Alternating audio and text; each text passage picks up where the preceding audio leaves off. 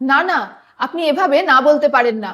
মনে রাখবেন, আপনি যেমন তেমন কর্মচারী নন, সরকারি কর্মচারী। তাই সরকারি জিনিসের হাল খারাপ বলেই, মানে চারিপাশের হাল খুব খারাপ বলেই বলছি। থামুন তো, মনে হচ্ছে যেন যুদ্ধে যাচ্ছেন। যুদ্ধে গেলে ঠিক ছিল, শহীদ হলে লোকে স্টোরিতে দিত।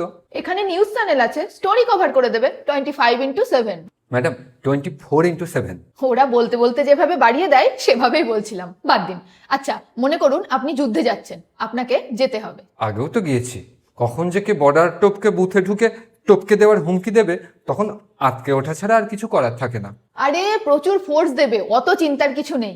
আপনার শরীরে কোনো সমস্যা আছে? বাড়িতে দুটো বাচ্চা আছে। বাহ, আপনি যথেষ্ট সবল। শুধু মনোবল বাড়ান, সরকারের কাজে এমন না বলবেন না। বিশ্বাস করুন, বাড়ির সরকারের কাজে একটাও না বলি না। আর সেই সরকারই বলেছে, দেখো না গো, যদি ভোটের ডিউটি থেকে নামটা কাটানো যায়, তাই কাটাতে এলাম। বাবা, ওনার সব কথা শুনে মনে হচ্ছে উল্টে দেন।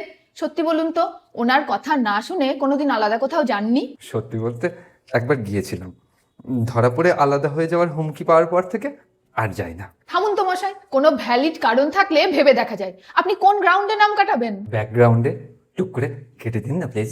প্লিজ এবার আসুন।